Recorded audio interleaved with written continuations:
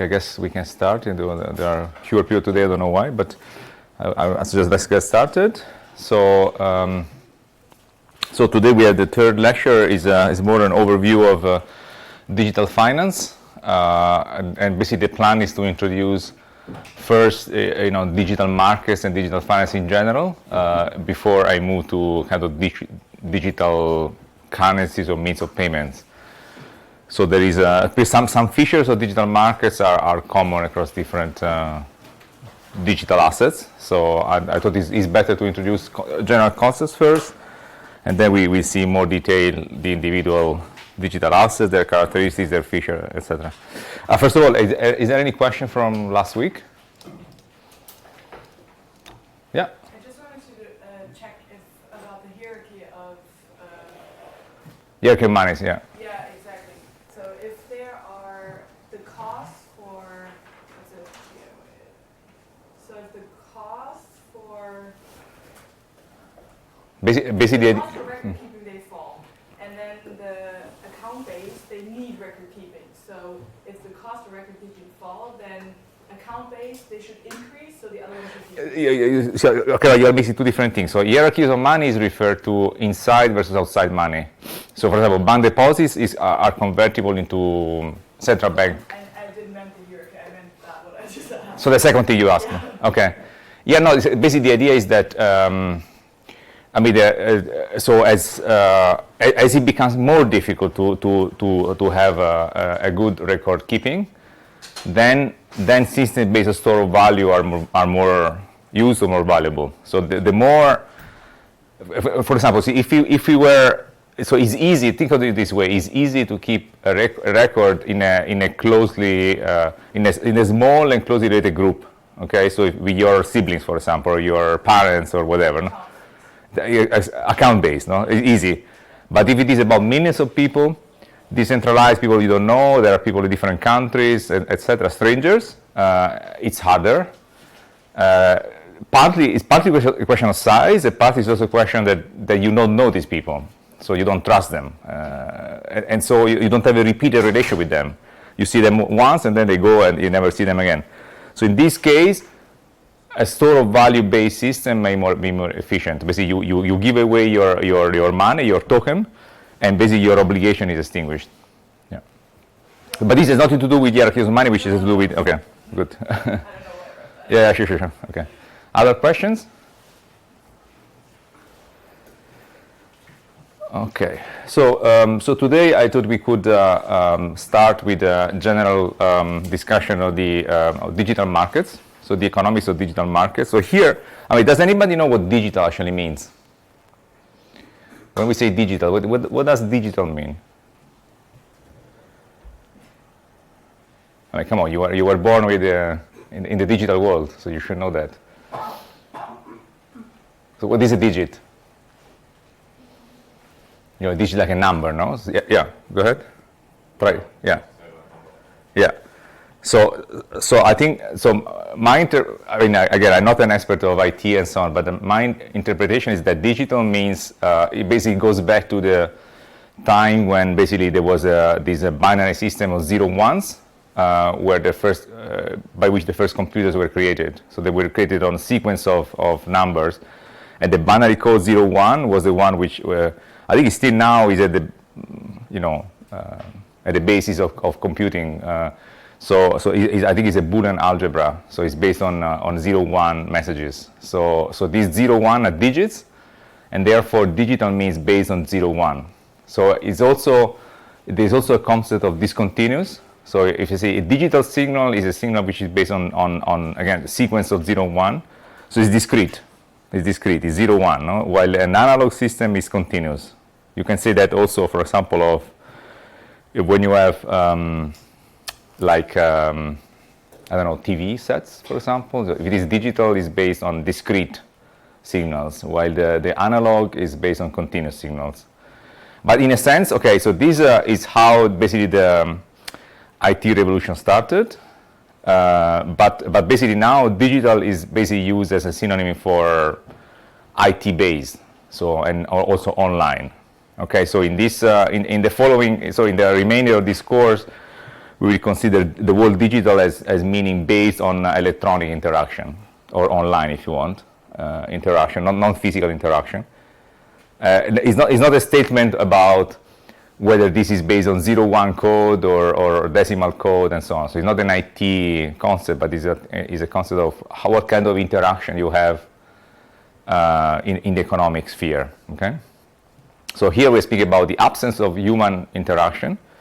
So this absence of interaction facilitates, in general, economies of scale, also network externalities. Okay, so if you don't have physically to interact with people, and there are algorithms operating, this makes it easier to make things in a bigger scale. Okay, and also in the digital market, generally network externalities, you remember what they are, they become more important. Okay, so everybody uses the same thing, there is more concentration. So this has been also kind of dubbed the new economy in previous work, and basically some recent papers from this paper by Akerlof and co-authors basically argues that this new economy is very different from the neoclassical economy that you studied in your, I guess, bachelor degrees. So you remember from a neoclassical economy that the production costs are increasing. Okay, so there are decreasing returns to scale. Okay, so after a while, it's not efficient to produce because the costs go up. No, this is in a neoclassical economy. So there are decreasing returns to scale.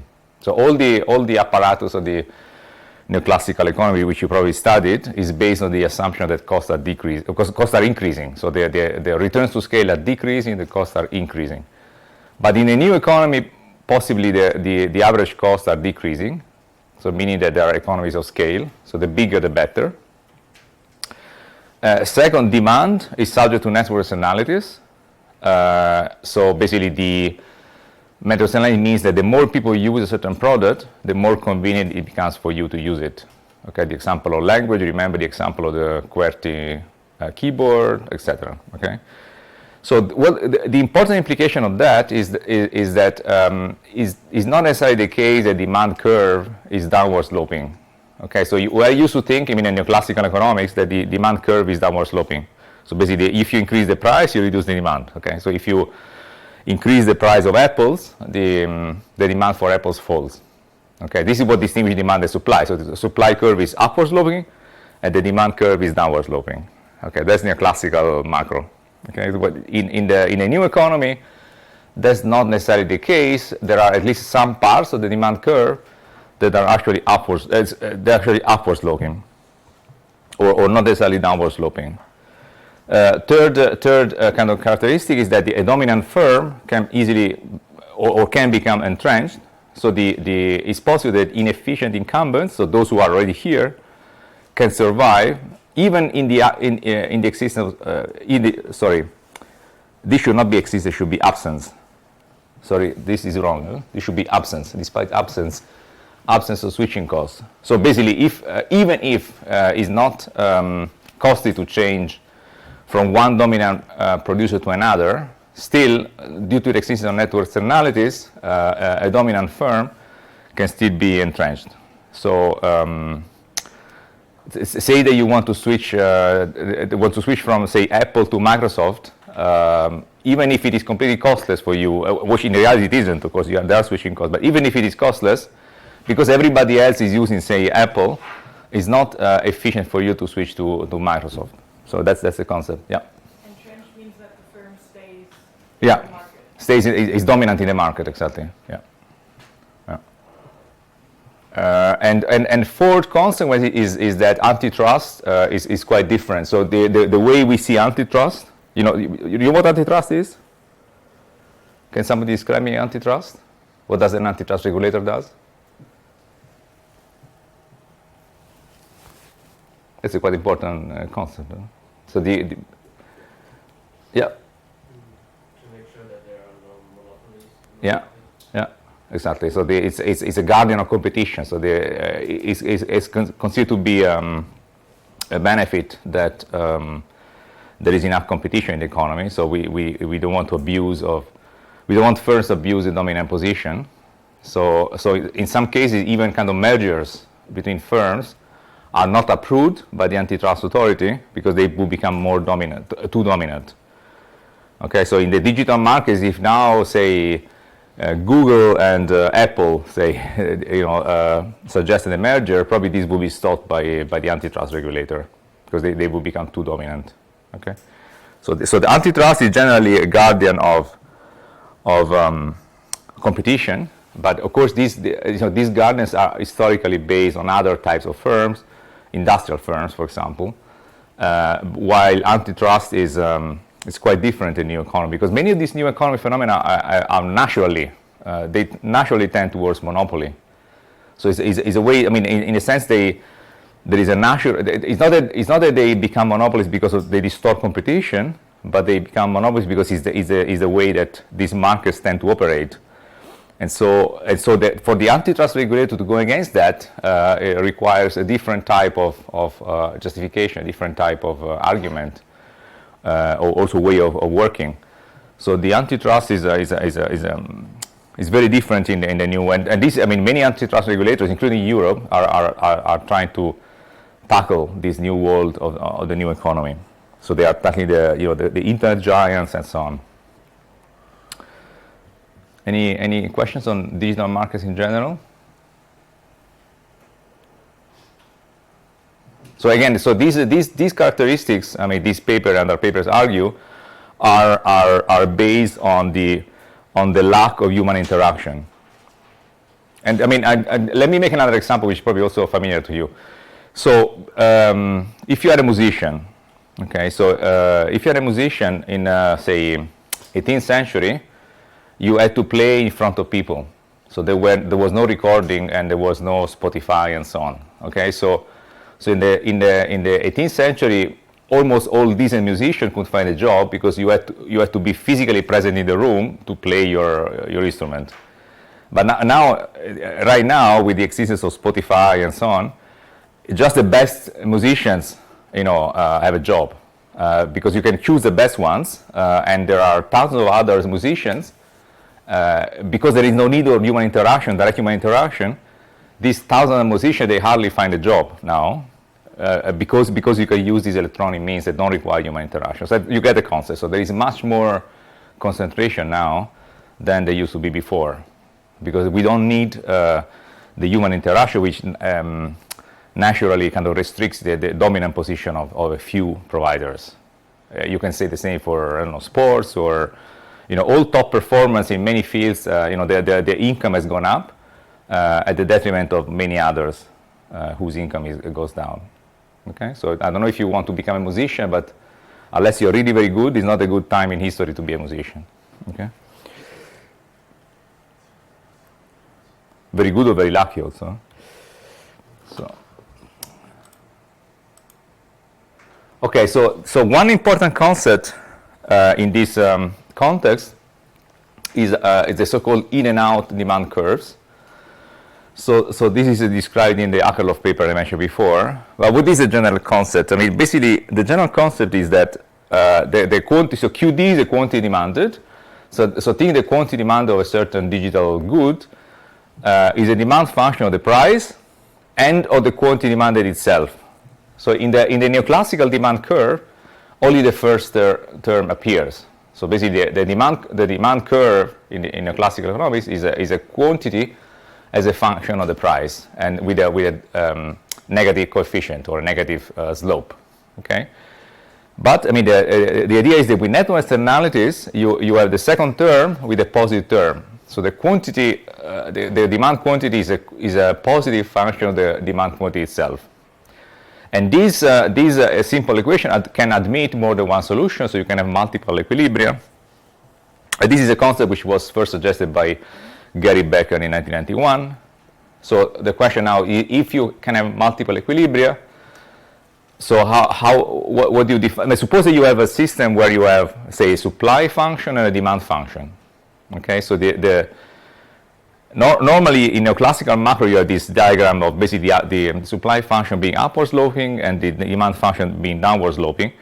But in these kind of in and out demand curves characterized by network externalities, the demand curve behaves a strange way. So it behaves sometimes in an oscillatory way where there are some parts of the demand curve which are actually upward sloping, like the supply curve. Okay, so this means that the demand curve will cross the supply curve in several places.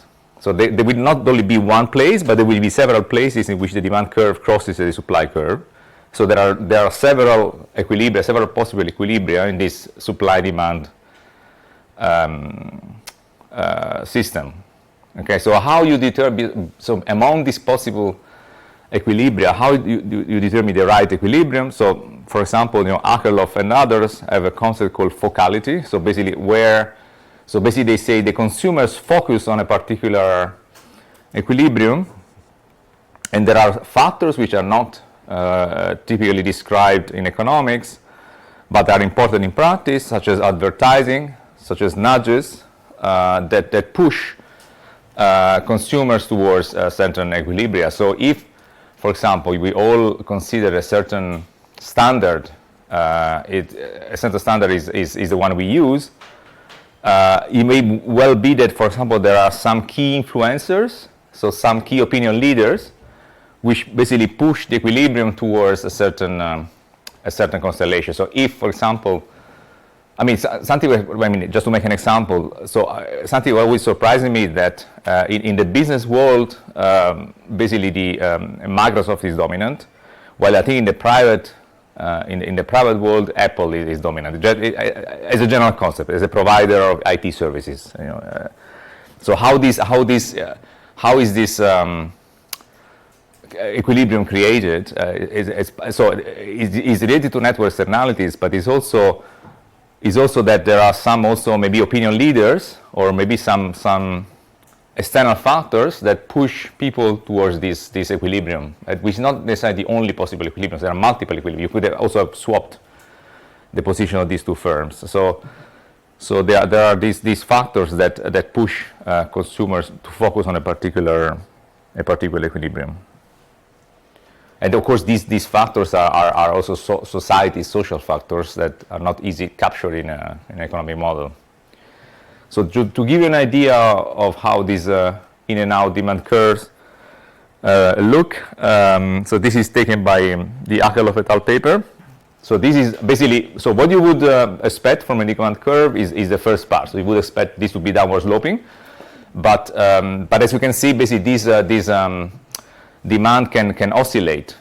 Okay, so basically what it says is that in the part that is upward sloping, this is the part where network externalities become important. Okay, so at the beginning it behaves normally, but then after a certain point, a high demand leads to an even higher demand because of network externalities. So because everybody else does this, so wants this, then it becomes more in demand for each individual consumer.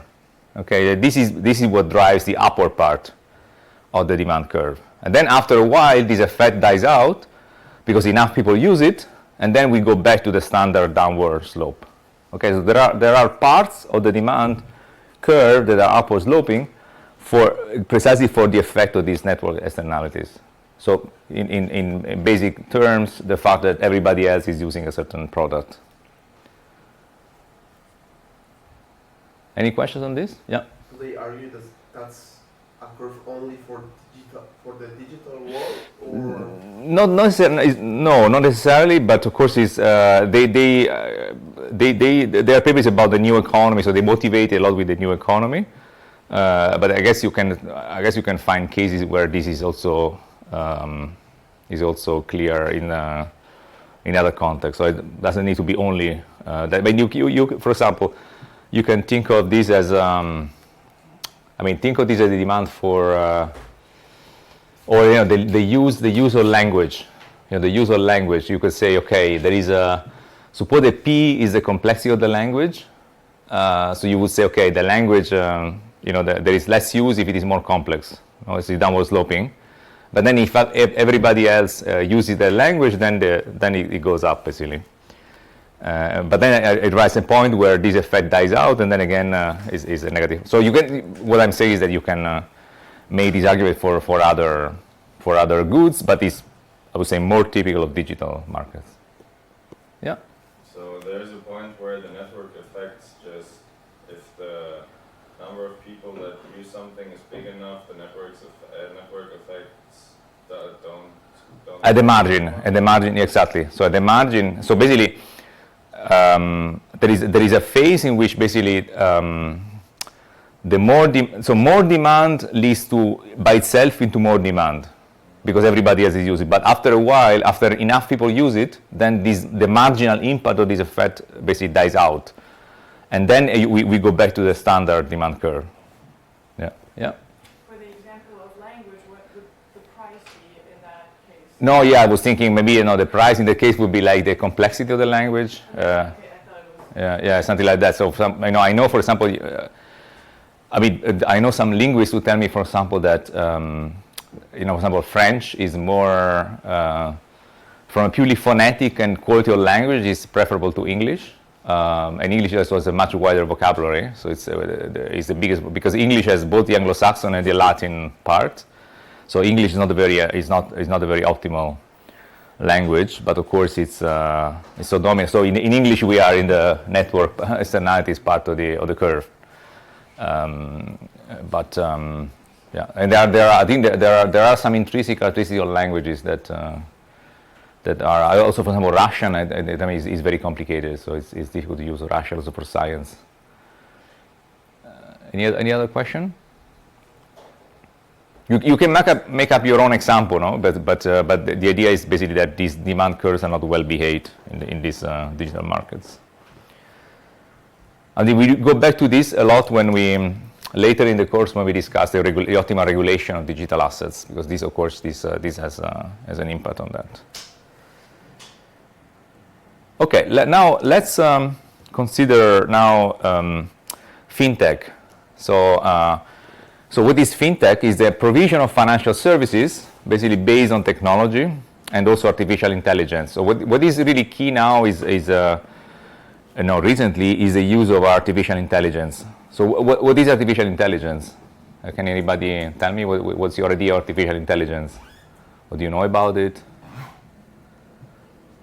Or an example of artificial intelligence?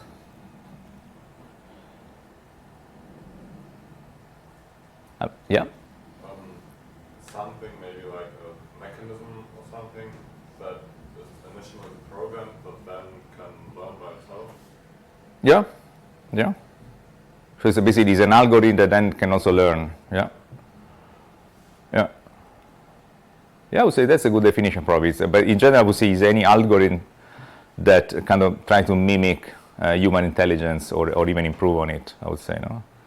There are also these doom stories that we are bound to be destroyed by artificial intelligence, because basically there will be a time in which the artificial intelligence will become more clever than we are, and they will want to. So it or they will want to destroy us. So there are also these doom scenarios where we have to stop the development of artificial intelligence. Otherwise, there will be a being, a more intelligent than us being in the world, and this being will not be necessarily favorable to us, or maybe it's indifferent to us, and maybe so there are also there's also this discussion of how powerful should artificial intelligence be. But in the financial services, more and more used for a number of ways, for a number of reasons, and I'll describe some of them. So the other main aspect of fintech is a lot based on non-bank intermediaries. So the financial system used to be dominated by banks, but is more and more also characterized by non-bank intermediaries. And some of these non-bank intermediaries are also big tech, are also technological firms. So the one key aspect of this discussion is how much we should allow big tech firms to enter the provision of financial services, because they do have a big advantage, as you can imagine, in data handling and also in technology, artificial intelligence. So big tech, they may have even an edge over banks, in that compartment. So that's a key, also a key aspect of that. So here on this part of this lecture, I will follow the Allen et al. Paper. So you are invited to read it. It's very easy to read it. So one thing to keep in mind is also banks are becoming more and more online. It's also tech intensive. I mean, I guess most of you must have bank accounts.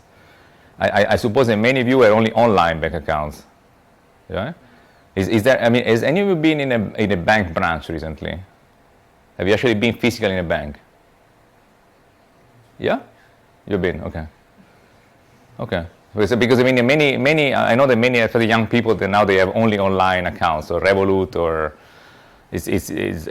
many. There are online only banks, and I have myself a bank account, which is entirely online. So I've never seen anybody in this bank. And it's just online. So even banks are becoming more and more tech intensive. And one also ask, I mean, here I want to basically to leave you with the impression that it's not only non-banks or fintech firms that are innovating on technology. Also banks are doing that.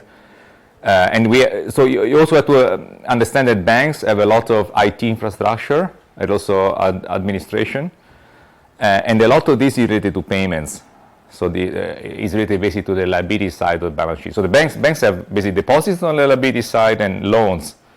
So they do lending on the asset side. But where actually they have most resources in terms of IT is more on the liability side. So keeping the deposits safe, payment infrastructure, all these kind of things. For that they have a very large IT expenditure. So the banks are among the biggest spenders on IT. So what basically, given that banks are also doing that, and banks of course have a lot of resources. I mean, the balance sheet of banks is very big. So does anybody know, for example, how big is the balance sheet of all banks in Europe combined? Can you make a guess? You know, how big is the asset side of the banks in Europe? Anybody make a guess? Is it above or below 20 trillion? No idea. Okay, so basically, the balance sheet of Euro area banks is over 30 trillion. So 30 trillion euros. Okay, so it's the biggest banking system in the world. So these banks, they have a lot of financial power, as you can imagine. So these are huge. These are huge balance sheets. Okay, so these are. I mean, just to give you an idea, the GDP of Germany, I think is about probably 3 trillion, 2 or 3 trillion. So basically the bank balance sheet is basically 10 times the GDP of Germany. Okay, so it's a large one. Okay, so what do fintech firms do is they try to economize on this infrastructure. So they try to essentially to beat banks by being more, basically having less costs. I would say both on administration and IT, but also on regulation and compliance, because banks are regulated, quite heavily regulated. They have high compliance costs. So the fintech firms, I mean, the business model is to offer maybe less than banks have, so be less regulated, and perhaps also take a little bit more risk also than banks do. So this how fintech firms or non-banks sometimes tend to compete with banks. So what is the use of technology in finance? So I was mentioning artificial intelligence. I mean, one area where basically these algorithms are rampant, the use of these algorithms is rampant, is in credit scoring systems. So you go to either a bank or also a non-bank asking for a loan, and your credit scoring system is decided by an algorithm more than by a loan officer. So in the past, there used to be a guy, in the bank branch, and this guy had to judge by talking to you or maybe talking to your friends, how likely it is that you will default on your loan. And now this is done by a credit scoring system, which takes information about you into account, possibly optimal. Of course, there is a bit of a dark side to it, because of course the question is where do we stop? So what information can be used to determine your credit scoring system. So if you're, I mean, okay, for example, can your Facebook profile be used, for example, or can your private information be used? Okay, so there is a discussion on how far should these algorithms go in a kind of trying to get you the right score. Okay. Another kind of key use of technology in finance is the use of reputation. This is particularly evident in the so-called P2P, or P2P stands for peer-to-peer. So peer-to-peer lending is a system where basically consumers get together in the platform and they lend money to each other. Okay, normally you would not do that because the person would basically run away with the money. Okay, so you would normally not do that, I mean, unless you know each other very well. So how do these P2P platforms work? They basically they have a system of reputation similar to what you have, for example, in eBay or in Amazon and so on. So when you sell something, if the customer is satisfied, then you get some score. Okay, so if you are somebody who basically borrows and then runs away, then your credit score or your score goes down. Okay, and then you basically lose access to this platform. So it's a lot based on reputation, the fact that you have to behave, because otherwise you will lose future access to the platform. And this is how these so-called peer-to-peer lending platforms work. So there is also there an algorithm that, based on your past behavior on the platform, and sometimes even outside the platform, determines how reliable you are and whether you can continue to be part of the network. So and both banks and non-banks increasingly use these credit scoring systems. I mean, even banks do that, of course. So now if you ask for, especially in the area of mortgage lending, this is highly automatized. Okay, so there is nobody who actually looks at if you ask for a mortgage lending, nobody goes there and looks at the property that you are pledging. This is based all on public information and algorithms. So what are the success criteria of these systems? I mean, basically, can you beat a loan officer at predicting default? Okay, so can you do better than a human at that? And we know in other fields that simple automatic systems can beat human judgment. I know, for example, in the medical field, it's been shown that simple indicators can beat the expert knowledge of a doctor in predicting, for example, death. So if I tell you, will this guy have a heart attack, and you ask the doctor, or you measure a few things, but simple things like blood pressure, often the simple things that you measure beat the human judgment. So what is known is that artificial intelligence has the potential to, soundly beat human judgment in at least across a large number of cases. I mean, maybe not on an individual case, but on a large number of cases. So that's why these algorithms are kind of increasing in importance. The other aspect where these algorithms have been looked at is also, does it lead to bias? Because one, as you can imagine, particularly in the U.S., there was very much discussion on racial bias. Do black people get have less access to credit, for example, and so forth, or gender, etc. So the question is now can these automatic algorithms be more neutral on that? Can they be less biased? That's the other kind of important discussion that these algorithms kind of elicit. I'm not sure that has been shown that they are less biased, but at least the hope is that this system will also have less of a bias. Any question on that? Or on this use of technology in finance?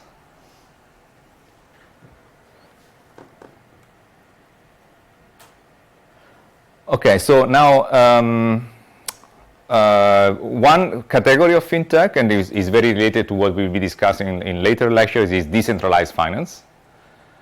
So decentralized finance also makes heavy use of technology, but what is the kind of the distinguishing feature of decentralized finance is that it's non-intermediated. Okay, so it's decentralized. So there is no single actor or intermediary that actually maintains the system. Okay, is non-intermediated. It's generally characterized by low fees, so it's a low fee environment, and also low entry barrier. So the regulation is still quite low, so it's not difficult for anybody to set up a system of decentralized finance. I mean, peer-to-peer lending is an example where is an example of decentralized finance, and there are thousands of these platforms online. Okay, so this shows you that there are low entry barriers. I mean, for example, the entry barrier into banking is quite high. Okay, it's difficult to set up a bank, and actually there is not much change in the banking sector. So especially the large banks are those who have been there for centuries. So it's not easy to enter the banking market, but it's much easier to enter the world of decentralized finance. And this has been rising in importance. Now, let me see if I can click and go on the website here. I'm trying something high tech. What is the control here? Click to follow. No. Control, what is control here? Okay, I missed the control button. Okay, so here, if you go, I mean, if you click on this link, there is a website with a chart, basically showing you show you an estimate. Yeah. You can press the STR. STRG. That's a control. Yeah. Okay, let me try that. Yeah, looks like.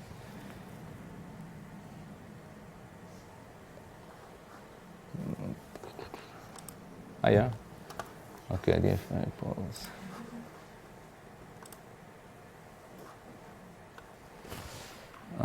Where is the chart though? DeFi rest.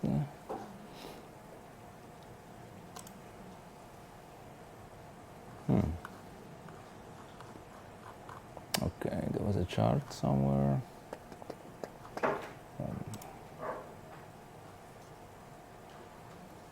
Index. No. Okay, here it wants you to buy something, which probably is better we don't do.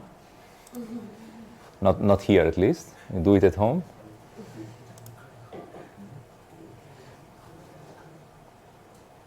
Okay, here I don't know. There must be something in this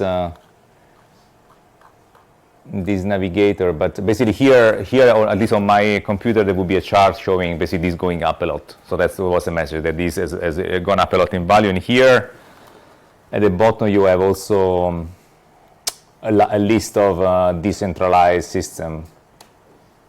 So this shows that the Ethereum is a number one, and we'll talk about that later. But there, as you can see, there is a number. I mean, this shows you how it's very easy to enter this. There are many other. There are hundreds of these providers, decentralized finance. Okay, so many of these, not all, but many of these decentralized finances also use cryptocurrencies. So some use Bitcoin and so on. So there is a link to cryptocurrencies because this use, but that is not a defining feature of decentralized finance. You can have a decentralized finance system using standard currencies like the euro, the dollar, but of course sometimes it's more difficult because using the euro, the dollar implies also using the banking system, or so it's heavier also from a regulatory point of view. So that's why many of these decentralized finance, they actually tend to use kind of cryptocurrencies. Okay, again, so this decentralized finance system is a trust minimized operational settlement. So you don't need to know your counterparts. So the algorithm makes sure that you can trust the transaction. Okay, so all these systems are based on the idea that you don't need to know, because it's too costly to know your counterpart. So there must be a way to ensure that you can make transactions without knowing your counterpart. And also these decentralized funds that has a non-custodial design, So it means that there is no third party. There is no third party which is responsible for maintaining the system. So no third party can take away your holdings. Okay, because in theory, in a centralized system, you could always, what you have can always be expropriated. Or so if you have a bank account, for example, if the government can tax your bank account. So this is what happened in Italy in the 90s. So they can say, okay, now the government takes 1% of your bank account, and so this would be typical of a custodial design, meaning there is a custodian. So somebody actually is a custodian of your assets, and this custodian can be asked by the authorities to pay taxes or do something. Okay, but this decentralized system, which is based on a non-custodial design, is one where there is nobody who can do that. Okay, it's all transactions are bilateral. Okay, so cannot be taken away by anybody, which is a good side, but there are also, as we will see, also negative sides. But what is really key in this decentralized finance is the absence of a central custodian, a central person that's running the system. Basically, it's all decentralized. Any question on this?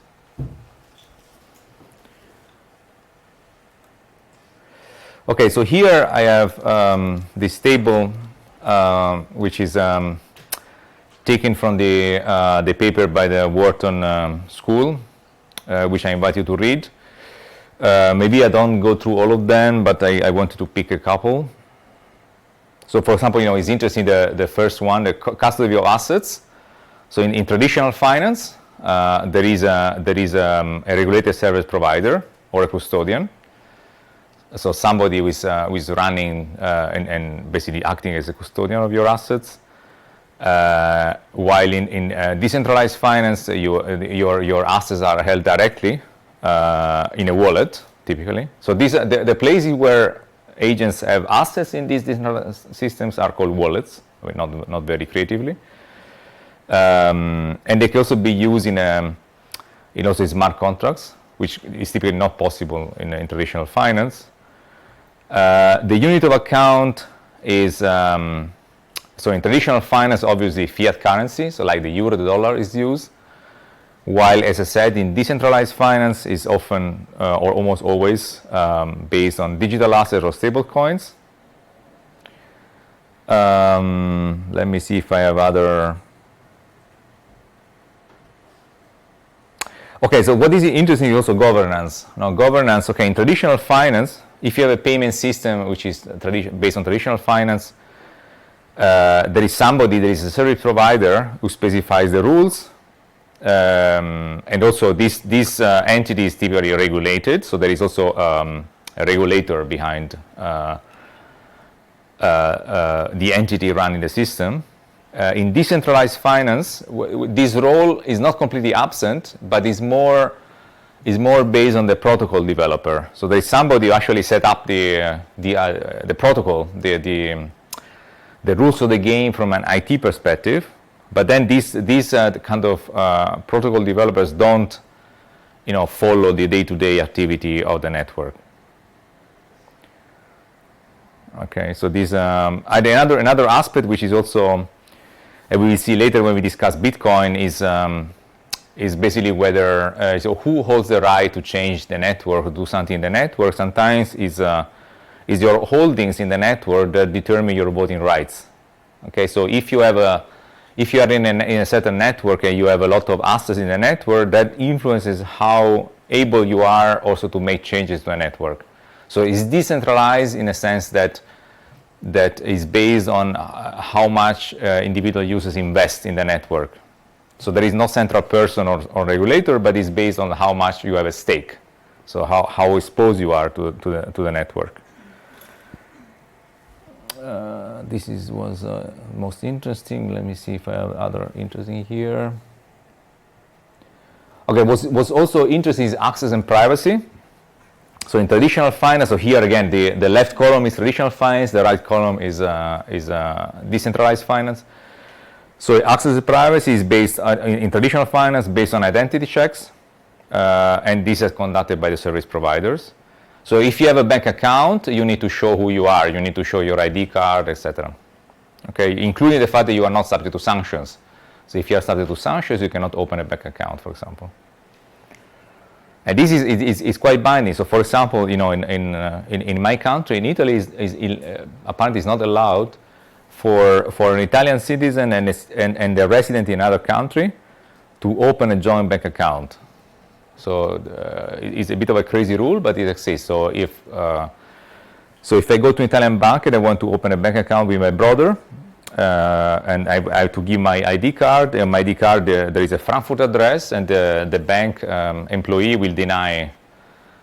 We will not allow the two of us to have a joint bank account. Okay, so even within the same single market, same in the European Union, you cannot have a joint bank account, at least in Italy. So this, I mean, is just an example to say that access is based on identity checks. So you have to show who you are, where to live, and so on. And here, you know, in decentralized finance, you generally don't need to. Okay, you don't need to say who you are, where you live, and so on.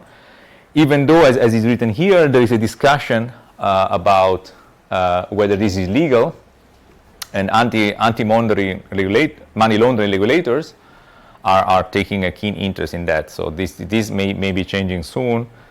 But generally, the lack of identity verification is an asset of decentralized finance, but it's also seen increasing as a problem, because this can be used to circumvent the law, to circumvent sanctions, and so forth. So they may be used for illegal purposes.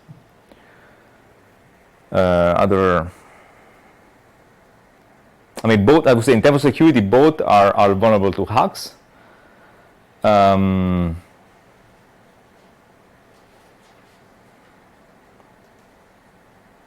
Yeah, so investor protection is also another important difference. So there is normally more consumer protection and anti-fraud enforcement in traditional finance.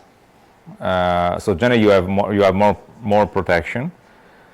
In decentralized finance, they generally, you know, because it's not sanctioned by regulators and so on, there's generally less protection of consumers. So you are more at risk of losing everything, even though now there are also insurance contracts where you can insure yourself against the loss in a decentralized network. But it's all based on basically private system, private agreements or private contracts. But there is generally no government protection of. This is an important distinction. So if you lose your bank deposit. So let me ask you if you know this. So what happens if the bank where you have the deposit goes bankrupt? So yeah? The government pays for it, basically. In which way? Up to which amount? Yeah. 100,000 euros. Yeah, exactly. Exactly. So if you have up to 100,000 euros in your deposit, you are reimbursed. And this is also per account and per person. Okay, so if you have a joint bank account with two people, then it's 200,000.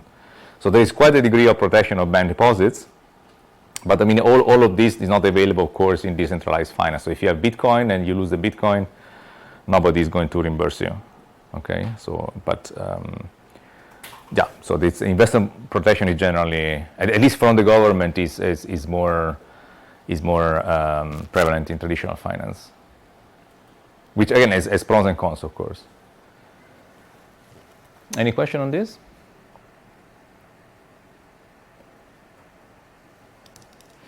Okay, I wanted to say a few words about digital finance in China.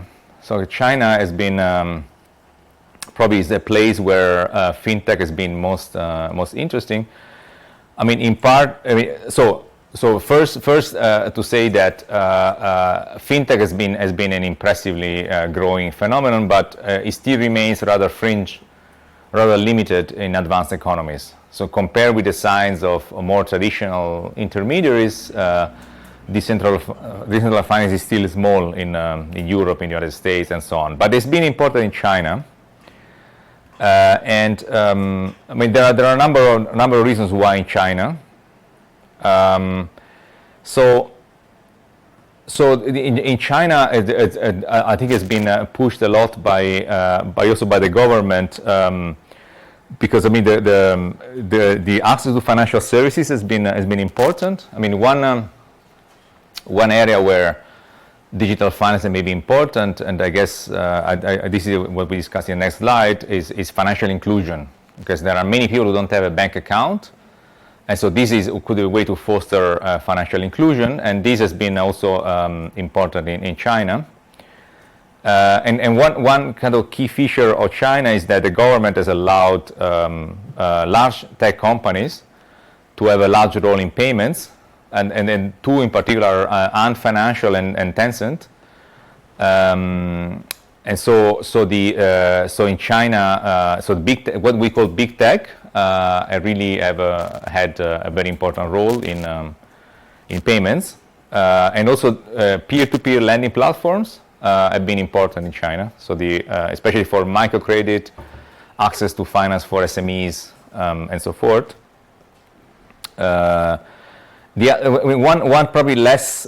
So one area where we will probably have here be less convinced or less inclined in Europe or in the US is also the use of payment data for other services. So there is in China, payment data are used a lot by big tech for determining other, for example, credit scoring systems. So if you default on a payment, these will play against you when you try to get credit from a financial intermediary, even a bank. And also I believe that also the payment behavior is also potentially monitored by the government. But on that I'm not sure exactly how, but certainly the use of data in China is seen as in a different way, in a different light than is seen in Europe or the US. But of course these kind of large size of China, the use of data, the role of big tech has created a critical mass of digital finance that we have not seen in other parts of the world. So I think also the use of artificial intelligence is very important in China. So China is really at the forefront in the use of artificial intelligence, and is investing a lot in technology in general. So that's I mean these are some of the factors that have led China to be probably the most important country in terms of digital finance. Perhaps not so much on decentralized finance, but I would say more on digital finance in general. What has been happening more recently is that authorities have tried to kind of rein in or limit the growth of this digital finance sector. And they have motivated this with a desire to foster competition, because of course these especially these two giants, Ant Financial and Tencent, have been really very important, so they want to create more competition, but also to have a bit more a social and financial stability role as well, because of course these unregulated sector also let people to take risks, and it also to income inequality. Which are kind of social ills. So I think the government also wants to limit that, so this has explained a regulatory overhaul of digital finance. So you have seen that you may have read that, for example, the IPO, so the initial public offering of Ant Financial has been blocked by the authorities. So all this is part of this regulatory kind of crackdown in China. And the other element in China recently has also been what we call in Europe strategic autonomy, and what is called what in China is called dual circulation. But the concept is basically not to be, I mean, in plain English, is not to rely too much on foreign technology. And so this has been another aspect, because from a technological point of view, many of these platforms depended on Western providers, also Western technology. So there is also this idea to reduce dependence on Western IT knowledge and systems. So that's another aspect. But we are having a bit the same discussion in Europe as well. So it's a bit of more a general discussion. Yeah, and say, yeah. Because you said that is, fintech is a fringe phenomenon of advanced economies. Would we also count tech firms that also still depend on the traditional banking sector, like PayPal or Apple Pay? Yeah. Okay. Yeah. These are pretty big in advanced economies. Yeah. Okay. So, yeah. No, you're right. So if you count those into fintech, I mean, PayPal for me is a bit of a hybrid case. I mean, I think we will see next week. We discuss. We try to classify digital assets according to their characteristics, and yeah, PayPal, is it fintech? Maybe, I'm not sure. So depends on how you count it. But of course, I mean, in Europe and US, of course, the entry of big tech into payments is hotly debated, and in part also the initiative by Facebook to introduce Libra, which we discussed in next lectures, is part of that. Of course, if Facebook, of course, is a very wide reach in the Western world. I know that you young people, you don't like it, but it still has billions of users. So that of course would have led fintech to a whole new level. But if you think about the kind of decentralized finance I will show you in the website, I mean, these are small things. It's not comparable to the traditional financial system. Yeah. So you're right. It depends a bit where you draw the line between fintech and non-fintech. Any other question?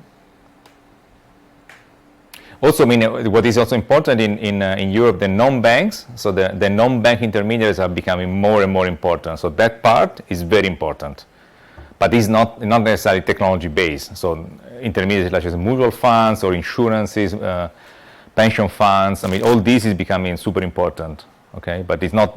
I wouldn't call them fintech because technology is not really the key feature.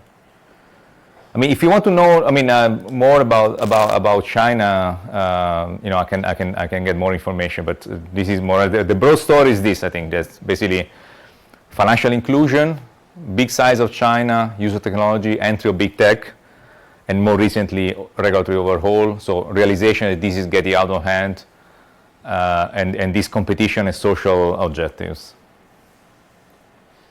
I mean, China has also been one of the first countries to also introduce a central bank digital currency. So in the lecture on the central bank digital currency, we'll talk about the so-called e-renminbi, so the digital version of the renminbi. Okay, so let's have a look quickly at costs and benefits of fintech. So what are the potential benefits of fintech? Certainly more diversity in the financial system. So a more resilient financial system, has also more diversity. So if there is a banking crisis, for example, it's good to have non-bank intermediaries who can survive a banking crisis, etc. So it's having diversity is also a question of resilience. The other, and also competition, more competition for traditional finance. The other important aspect is financial inclusion. As I said, I mean, there are worldwide more than 2 billion people without a bank account. I mean, even in Europe, there are millions of people without a bank account. So for the so-called unbanked, fintech may be very important. It may be easier actually to have an electronic account on your mobile phone, so in Africa, for example, than to have a bank account. And in some countries, opening a bank account is not so easy. I know, for example, for some reason in the UK, it's extremely difficult to open a bank account. The US also, I think, is not so easy. So there are also limits related to identity verification. I mean, the banking is becoming very highly regulated. There is a very high compliance cost. So any bank who wants to open a bank account for you has to make a lot of compliance checks, identity checks, and so on. And that is heavy. So that also limits the number of people who can have a bank account. You should not take for granted that you have a bank account, you have a right to bank account. It's becoming increasingly complicated precisely for this compliance costs. So what are the potential risks or costs of fintech? So this is a business which generally has low margins and tends to underprice risks. I mean, it's not subject to regulatory buffers. It's generally under-regulated. So a business model of these firms is to take more risk than traditional banks. They tend to underinvest in IT and other aspects. So cyber risk is probably bigger in these firms, and also anti-money laundering. So it's easier to conduct illegal transactions on fintech than it is for banks, because banks are subject to a lot of checks. These intermediaries also have a lower stickiness of the deposit base, so it's precisely because it's easy to move money around. Often these fintech firms operate on apps that you can easily activate on your mobile phone and so on. It's very easy for you to transfer money out. Okay, so because one protection for banks has always been the fact that deposits are quite sticky. So if you have a deposit in your bank, you don't easily run away with it. You don't easily take the money out because you are used to basically to have the bank account or to interact with a particular bank or bank branch. And so, in particular, if you have a kind of a person-to-person interaction with the bank branch. But if you have an online account that you only see on your mobile phone, that kind of changes your allegiance towards a certain intermediary. So it's easier for you to take the money out, and so you tend to do it more often. Okay, so these may create more liquidity problems because basically these intermediaries may face a sudden withdrawal of the liabilities, and which then leads them to have to liquidate their assets very quickly. So they can have a very quick deleveraging, and so some of these intermediaries may have some liquidity buffers, but again they are unregulated. So banks which are regulated need to have liquidity buffers, but these kind of non-bank intermediaries often don't have liquidity buffers, and so when there is an outflow of deposits, then these intermediaries are left a bit with the need to quickly deleverage and sell their assets very quickly at the cost. Okay, so this increases their risk. The other aspect, which is described in this paper by Aramonte et al., is the so-called decentralization illusion. So when we say, okay, this is a decentralized system, peer-to-peer, with no central custodian, no central intermediary. So they say, okay, but this is only possible if you have a small scale. But if you want to use these decentralized finance systems widely in a big way, some centralization becomes important. Somebody has to run the system. Somebody has to take responsibility. And this is the second bullet point is a clever point. In economics, all contracts are incomplete. So the ideal contract in any field of economics should basically specify what happens in all states of the world. Okay, so if this happens, then this is the consequence. But because it's impossible to describe all states of the world, there is a long literature in economics saying that all contracts are incomplete. Okay, there is always the possibility that something happens which is not covered by the contract. By the way, the same is true for law. Okay, so also law cannot provide for all possible cases, because otherwise it will be too big, too complicated. So that's why we have judges. Okay, the judges interpret the law and they can adapt the law to a particular situation. Okay, based on what is the objective of the law, the spirit of the law, or the general context. Okay, so this is just to say that in a purely automatic system based on algorithms, there is always been a case that the algorithm will not foresee. Okay, you cannot write a perfect algorithm that can consider all cases, and so there must be somebody, some kind of administrator of the network, or somebody with power in the network that intervenes in a case that is not covered by the algorithm. So yeah, and also they say, so again, this is the Aramonte et al. Paper. They say already now in decentralized systems, there are elements of concentration decision power. So as I said before, in some networks, there is this stake-based. So basically, the more asset you have in the network, the more decision power you have to shape what the network does. Which means that basically, if you have a lot of assets in that particular network, you can actually have a say. You can you can make decisions about the network. And so this, they say, is an element of concentration of decisions. So it's not necessarily all decentralized or democratic, if you want. There will be some few users with significant power or significant more power in shaping the network. So they say basically generally that it's an illusion to think that the system can be completely decentralized. Yeah. So the second point would be incomplete contract. But couldn't one way around that be AI? Because AI Yeah. is Mhm. especially designed to do or to mimic what a human would do. So if you would need a human to decide on an incomplete contract, you could also design an AI to decide on an Yeah. incomplete contract. No, yeah, I guess in theory you're right, but of course, I mean, there are a number of questions. So, for example, what are the legal implications? Can an AI take a decision that affects property rights? So, can an AI algorithm say, okay, you don't get the money back? I mean, it's a bit of a similar discussion to these self-driving cars, also based on AI.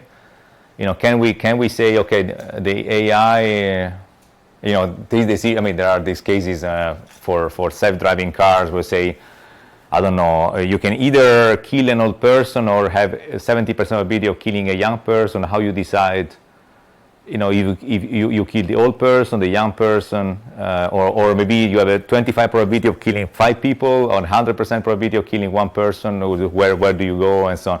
So all these decisions are difficult. Of course, they have. I mean, now I'm exaggerating, of course, but just to say that artificial intelligence can take small decisions, but if there are significant decisions with impact on property rights, it's not even clear from a legal point of view that this decision can be taken by an algorithm so easily. But the general point, I agree with you that of course, I agree with the potential of AI to fill in holes in the completeness of contrast. So as a general concept, I would agree. Because also with the example of self-driving cars, I would agree that this is ethically very difficult to answer the question, or even legally. But I think that's often that is presented as an argument why it can't work in any case. But I think you also had to decide at one point how to make a legal stand on these decisions when it's concerning a human being. So if a human does the same thing, deciding I drive my car into one old person rather than a group of 50 children, then you have to take a legal standpoint on that as well regarding the human being. So it's just at least from my point of view, it's just a different legal question regarding AI instead of a human, but it doesn't ultimately decide that AI can't work in this case. Yeah. Do you understand what I? Yeah, I agree. Of course, I agree, but of course, the question is where the AI stops and when the human decision comes. No, because you can always say. You can say, okay, AI prefer, in case of doubt, prefer to kill older people than younger people. And that's already something which would be highly debated, by the way. I'm older than you, so I'm already kind of critical of that. Although I would be in favor of that, I have to say, yeah, because I have 3 children, so I would be in favor. I would be in favor of saving the young. But of course, there are many other questions. Where do you stop with AI, and where? I mean, I would be scared of a situation where AI were in complete control of key decisions in my life, and so this is a difficult discussion. But certainly, again, I'm sympathetic with the general idea that an AI can fill some holes in the incompleteness of contrast. In general, yes, but with some big limitations, I would say. There was another question. I just want to say when, for example, the car decides who to drive it, then nobody can really be judged for that. But if a person does it, then the person can be judged. As well, exactly. So you cannot convict an AI algorithm. So that's the question: is where is the legal liability? Yeah, I mean, is about the design. I mean, especially if the AI learns on itself, you cannot even publish a developer, because then if the AI kind of learns and develops a new rule by itself, then how who is legally responsible for that? I mean, this is one of the many questions concerning AI, and but I mean, as a general in a general term, I would say in Europe we are too skeptical and too under-invested in AI. In general, I think we need to do more, also because the Chinese are much ahead. So only for this reason, I think we need to do more on that. Any other question on this? Okay, another interesting aspect is the link between decentralized finance and libertarian political views. So there is a widespread perception, and in particular online, that tech enthusiasm and libertarian political views are aligned. So those who mistrust the government may use decentralized finance and crypto more. So those who distrust in particular the bankers, or people believe that the bankers are all associated with the government, and the government and the bankers collude, and so forth. I mean, of course, the internet is full of these kind of theories / conspiracy theories. I'm not seeing actual evidence of that. So evidence, I mean, of the link between being more libertarian in terms of political views and increased use of crypto or decentralized finance. So the only paper I know is the one by Rafael Auer and Tercero Lucas, where they look at the US holdings of cryptocurrencies. So basically it's based on a survey of consumers who hold cryptocurrencies. And their question is, they can also ask questions about how much you trust the government, how much you trust the banks, and so on. And so they say, are those who hold cryptocurrencies more likely to mistrust the government, more likely to mistrust the banks, and so on, or be more libertarian? And so what they find is that those who hold cryptocurrencies tend to be young male investors. They tend to have high education. And importantly, they do not have more concerns about the safety of cash or about the financial sector than others. So it's based on this evidence, they say it's unlikely that distrust in traditional finance or distrust in the government is a main reason behind holdings of cryptocurrencies. So what is probably, they say, what probably matters is that is the appetite for risk. So these is still really risky investment. So the fact that young male investors take a lot of risk is consistent with all we know that this is the demographic that is most risk-loving. You know that there is a literature saying that men are more risk-loving than women. So that also explains a bit the gender divide. Okay, so I don't know what you think about that, but there is quite some evidence that risk aversion is gender dependent, and also a little bit also age dependent. So this seems to be the demographic that is most exposed to this cryptocurrency, rather than being skeptical of traditional finance of government. But again, this is just one paper, needs to be better researched, and you get the impression from comments that there is this component of distrust in traditional institutions. The use of decentralized finance being associated with more libertarian views. Any question or any comment? I don't know if any of you has actually cryptocurrency. It would be interesting to know. I could do a survey in this class. Okay, last concept I want to talk about today is the so-called digital currency areas. So this is an important discussion, I think. So what is important is normally the boundaries of money is typically the state boundary. So there is a strong link between the borders of the state and the use of certain currency. I mean, of course, there are exceptions. I mean, the euro, for example, is a currency for several sovereign states, but it is in a kind of peculiar situation in the European Union. But generally, currency and state are associated. And this is partly also true for traditional banks, although there are, of course, international banks, but many of these banks are regulated and chartered by the state authorities. This is not so in digital finance. So the state borders don't really matter in digital finance. So this has led some authors like Bruno Meyer and others to propose the idea of digital currency areas. So the idea is that the area in which a certain digital asset is traded is not a state, but maybe a category of people. So it's more likely, for example, that two highly educated people in different countries trade in digital assets than it is for two uneducated people in a certain country to do that.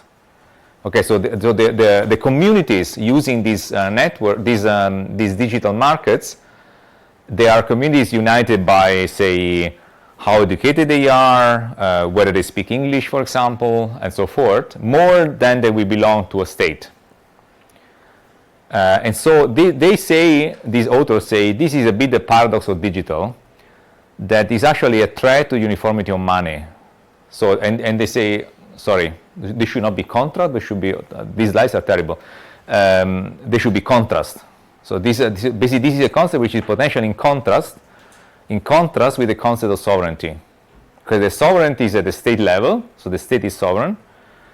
But again, the digital currencies, they're not used uniformly in a country, or universally in a country, but they may be used by subgroups of people transnationally, so cross-border. Okay, so only the rich, only the educated, etc. So is it good or bad? Is a question of judgment. But at least the traditional concept of money is something that is used uniformly and universally within a state. Okay, so everybody uses the euro in Europe. Okay, while in the digital currency areas there is a certain demographic or a certain category of people who use Bitcoin, and this may be only 1% of the population, but it may be 1% of the population in 40 different countries. Okay, it's a different way to look at where a digital asset is used. And actually they say that actually more important than being a member of, being a citizen of a state, may be things like data and privacy laws. So if you have 3 countries that have similar data on, similar laws on data and privacy, these countries will form a digital currency area. So this digital asset will be used uniformly in this group of countries that have similar laws on privacy, more than whether these countries are, for example, geographically neighbor. So you can have, say, if just making up examples, Australia, Canada, and UK, for example. Suppose that they have very similar laws on data and privacy. Then these 3 countries may be, even though they are very far apart geographically, they may become part of this digital currency area because they treat the digital assets in a similar way from a privacy and data regulation point of view. So whether this is good or bad, not clear, but they say it's a different way to look at money. Again, not based on state, but based on transnational communities. Okay, so there is also kind of a bit of a link to also the discussion on income inequality, because these assets may be used more by the rich.